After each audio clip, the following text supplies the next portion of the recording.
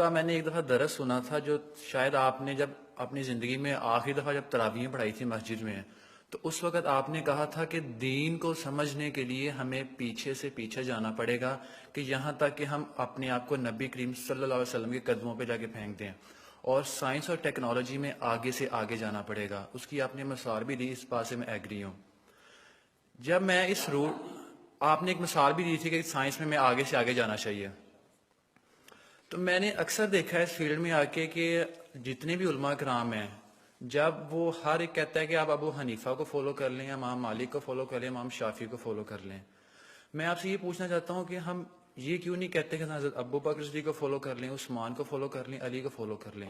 کیونکہ میں جس لیول میں پڑھتا ہوں نا، میں اسٹوڈنٹس میں، جب میں اسٹوڈنٹس کو بات کہتا ہوں تو اسٹوڈنٹ مجھ سے یہ پوچھتے ہیں کہ ہم ان لوگوں کو کیوں فالو کریں، ہمیں چاہیے کہ ہم نبی کو فالو کریں، صحابہ کو فالو کریں، انہیں کو فالو کریں۔ تو اس میں ذرا کنفیوژن ہے، تو اس میں ذرا کلیئرٹی تھوڑی سی کر دیجیے ذرا۔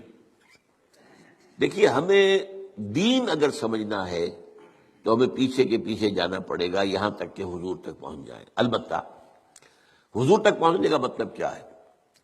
ایک حضور نے ہمیں قرآن دیا، ایک حضور کی سنت، ان دونوں کو ہمیں اختیار کرنا پڑے گا۔ اب یہ ہے کہ قرآن مجید کی کسی آیت سے استدلال کرنے میں اختلاف ہو سکتا ہے، کسی حدیث سے استدلال کرنے میں اختلاف ہو سکتا ہے، حدیثیں بعض اوقات کنٹراڈکٹری بھی آ جاتی ہیں، ان کے مابین توافق پیدا کرنا یہ ایک بڑی علمی جدوجہد ہے۔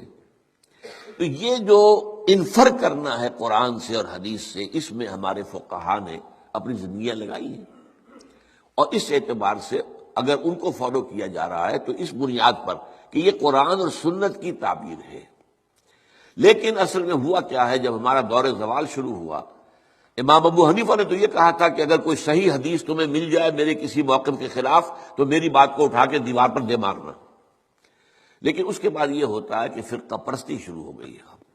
یہ فرقہ پرستی جو ہے اس نے ساری خرابی کی ہے، ورنہ ہم یہ سمجھیں، اور میں نے اس کے اوپر جو ہے ایک انٹرویو بھی میں نے حال ہی میں دیا ہے، اور میں نے یہ 20 اگست 1980 کو تقریر کی تھی علماء کنونشن کے اندر، جو ضیاء الحق صاحب کے دور میں علماء کنونشن 2-3 ہوئے تھے، ان میں سے پہلا کنونشن جو تھا اس میں میں بھی شریک تھا، اس میں نے تقریر کی تھی کہ ان فقہی اختلافات کا حل کیا ہے۔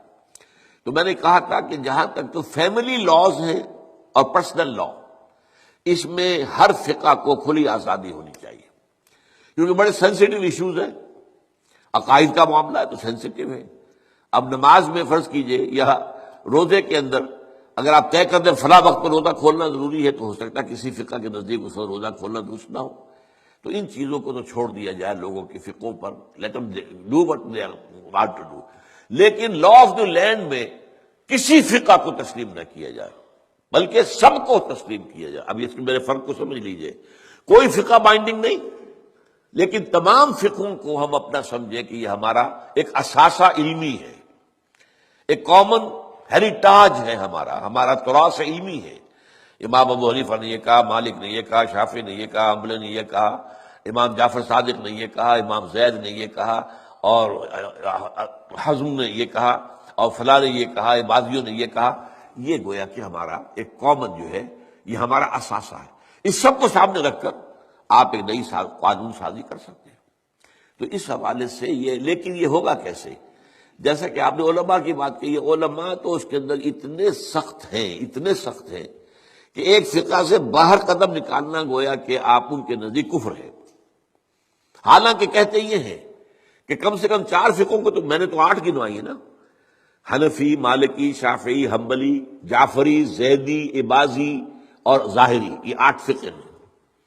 یہ 8 میں یہ سب کے سب جو ہے انہوں نے قرآن اور سنت سے استفادہ کیا ہے۔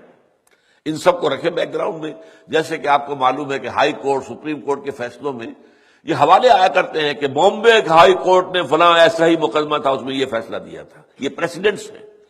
کلکتہ ہائی کورٹ نے یہ کیا تھا، یا جو انگلستان کی سب سے اونچی جو ہائی کورٹ ہے اس نے یہ فیصلہ دیا۔ یہ پریسیڈنٹس کے طور پر بطور دلیل اپنے جو وہ ہوتے ہیں فیصلے، ان میں کوٹ کیے جاتے ہیں۔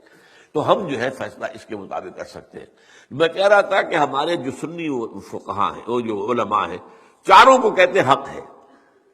حنفی بھی حق ہے، شافعی بھی حق ہے، مالکی بھی حق ہے، اور حنبلی بھی، لیکن تمہیں ایک کی پیروی کرنی ہوگی لازم۔ یہ میرے خیال میں ان کی زیادتی ہے، ان کی فرقہ پرستی ہے، اور اس کی وجہ اصل میں کیا ہے؟ اس میں غلطی ہماری ہے اصل میں، جس کے نتیجہ وہ نکلا ہے۔ ہم نے نہ دین پڑھنا ہے نہ سیکھنا ہے، ہم نے ایک مولوی کلاس پیدا کر دی ہے، ایک پروفیشن پیدا کر دیا ہے۔ حالانکہ اسلام میں کوئی مولوی پروفیشن نہیں ہے، اسلام میں کوئی پاپائیت نہیں ہے، اسلام میں کوئی برہمنزم نہیں ہے۔